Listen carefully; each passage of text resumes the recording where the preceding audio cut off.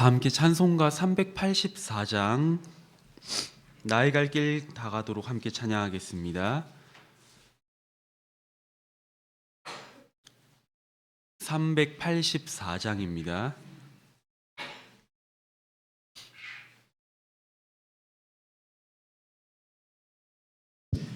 나의 갈 길 다가도록 예수 인도하시니 내 주 안에 있는 긍휼 어찌 의심하리요.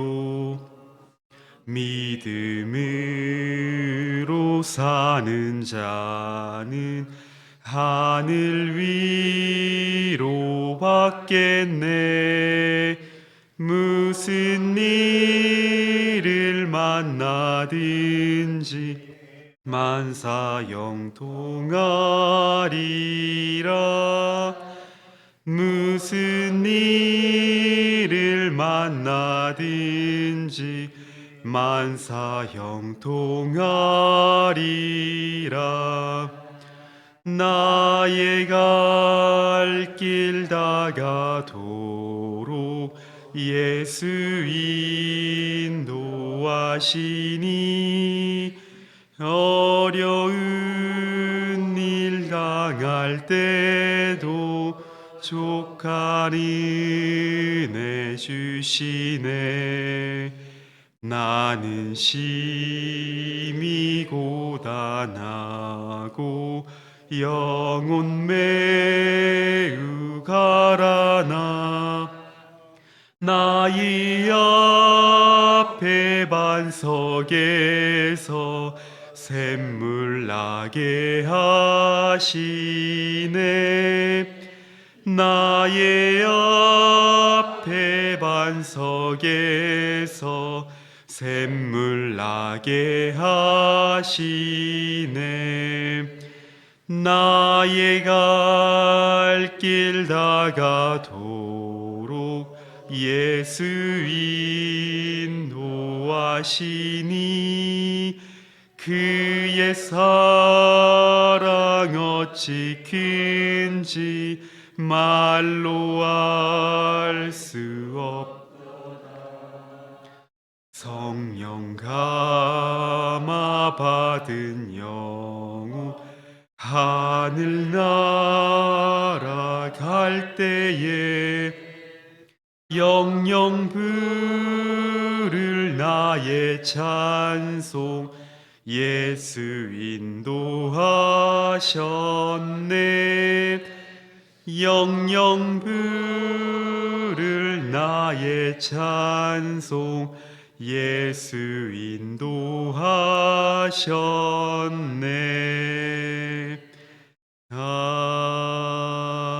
아멘. 다 함께 사도신경으로 신앙 고백 드리겠습니다. 나는 전능하신 아버지 하나님 천지의 창조주를 믿습니다. 나는 그의 유일하신 아들 우리 주 예수 그리스도를 믿습니다.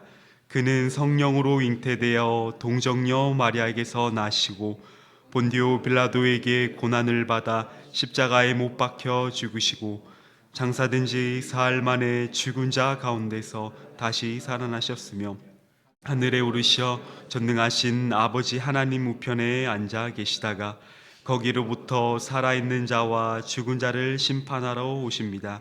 나는 성령을 믿으며 거룩한 공교회와 성도의 교제와 죄를 용서받는 것과 몸의 부활과 영생을 믿습니다. 아멘. 오늘 우리가 읽을 하나님의 말씀은 창세기 9장 18절로 29절까지의 말씀입니다. 창세기 9장 18절로 29절까지의 말씀입니다.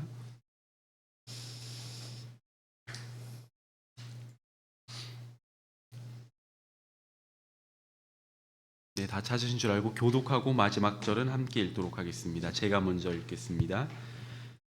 방주에서 나온 노아의 아들들은 셈과 함과 야벳이며 함은 가나안의 아버지라.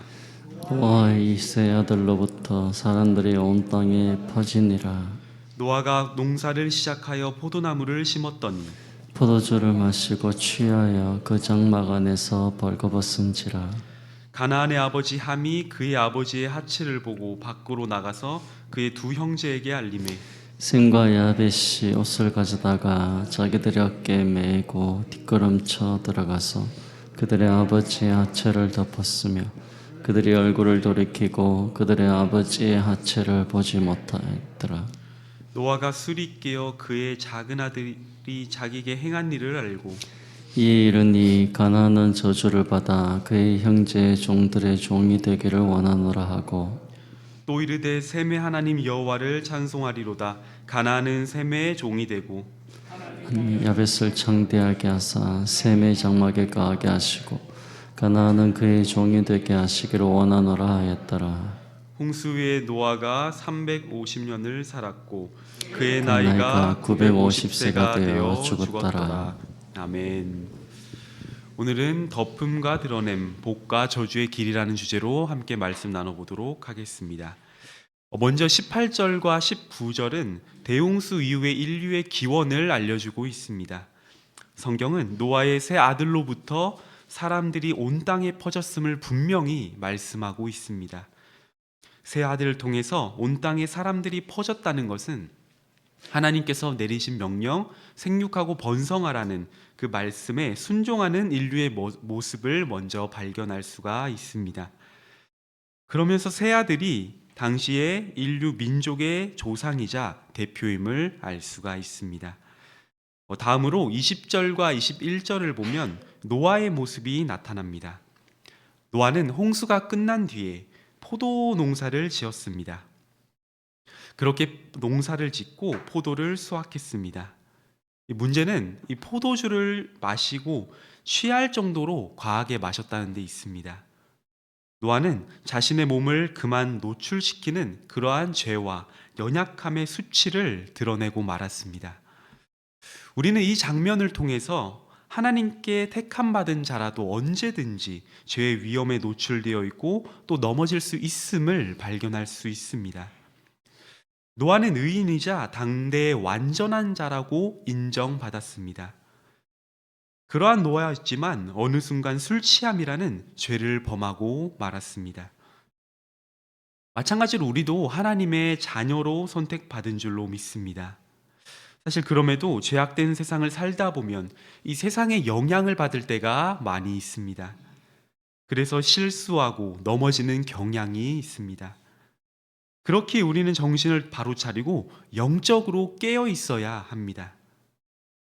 마귀는 우는 사자와 같이 두루다니며 삼킨 자를 찾기 때문입니다.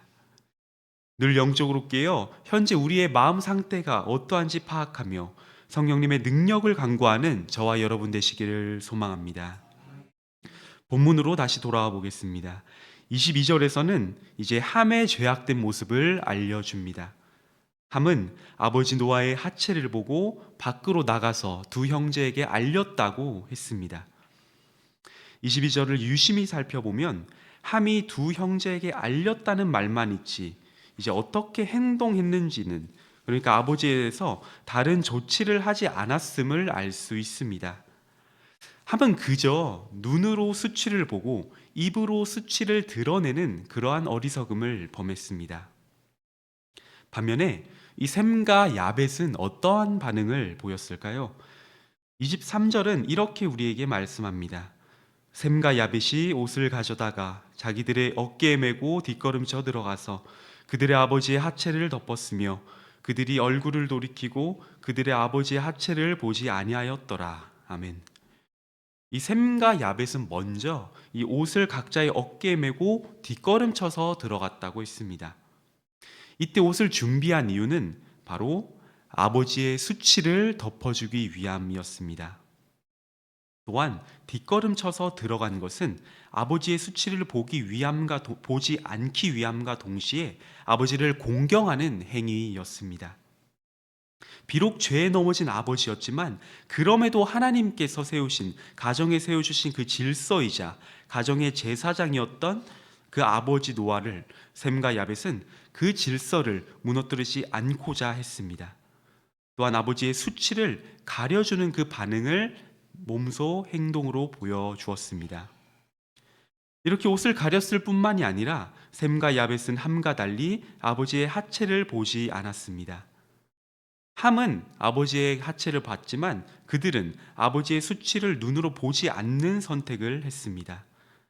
이러한 행위 역시도 이 아버지를 공경하는 행위로 볼 수 있습니다. 이러한 셈과 야벳의 이러한 행위는 우리에게 있어서도 큰 귀감이 됩니다.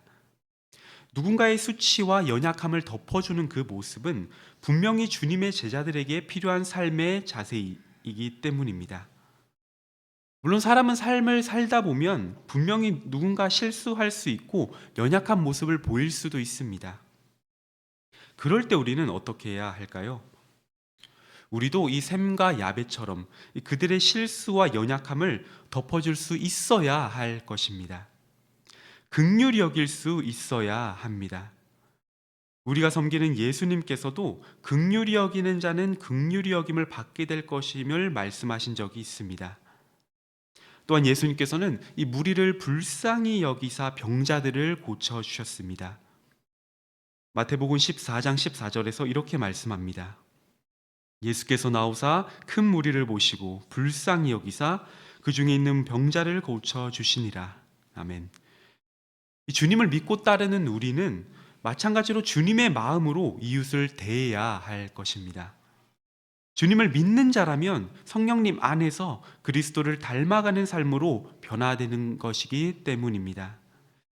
이 삼수교회 성도님 여러분, 오늘 창세기 9장 말씀의 셈과 이 야벳의 이 수치를 덮어주는 그 사건은 그저 우리에게 단순히 도덕적인 교훈만을 알려주기 위함이 아닙니다.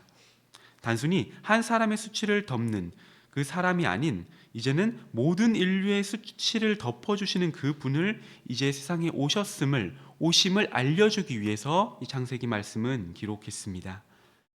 그분은 바로 예수 그리스도이십니다.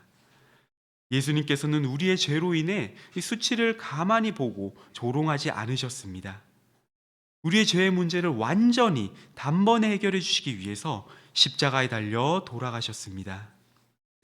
십자가에 달려 돌아가심으로 모든 인류의 죄의 짐을 그리고 죄의 형벌을 대신 치러 주셨습니다. 그리고 하나님의 능력으로 사흘 만에 부활하셨습니다. 특별히 예수님을 믿는 자는 누구나 하나님의 자녀가 되는 특권을 지금도 내려주십니다. 죄와 사망의 권세를 완전히 가려주십니다. 승리를 주십니다. 저와 여러분은 이 예수님을 믿고 있기에 주님께서 이미 우리의 모든 죄악을 십자가에서 단번에 사하여 주신 줄로 믿습니다.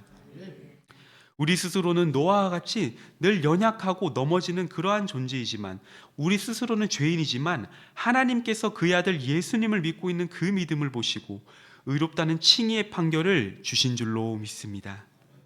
그네를 늘 기억하면서 그럼에도 여전히 우리는 연약한 존재임을 잊지 않는 마음과 그리스도의 보혈을 늘 의지하는 그러한 회개의 삶과 거룩한 삶을 살면서 이웃을 긍휼히 여기는 삶을 살기로 다짐하는 저와 삼성교회 성도님들 되시기를 주님의 이름으로 간절히 소망합니다.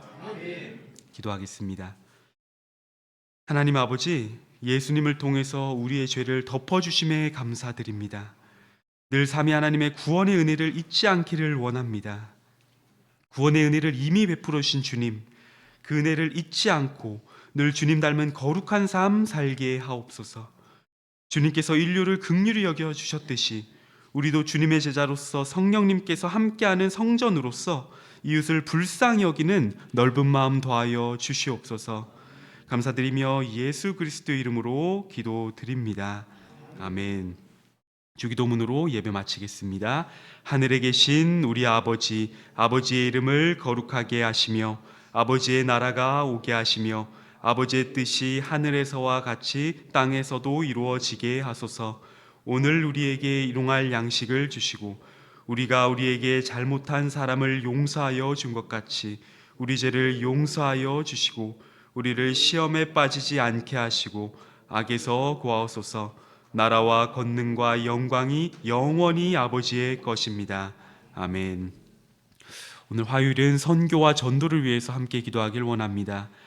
우리가 파송한 선교사들과 후원 선교사, 국내 개척교회 및 기간 선교를 위해 기도하시고 그리스도의 사랑으로 지역 사회를 섬기며 복음의 능력으로 전도의 사명을 감당하는 교회 될 수 있도록 기도하시고 우리 교회가 어떠한 상황 가운데서도 선교와 전도, 구제하는 교회의 사명을 잃지 않도록 삼성교회 주위에 있는 아직 예수님을 믿지 않는 많은 영혼들이 주께 돌아올 수 있도록 마지막으로 주일학교가 전도 사역에도 불이 붙고 학교와 학원 전도가 일어날 수 있도록 이러한 선교와 전도를 위한 기도 제목을 위해서 함께 주여 한번 외치고 동성으로 기도하시겠습니다.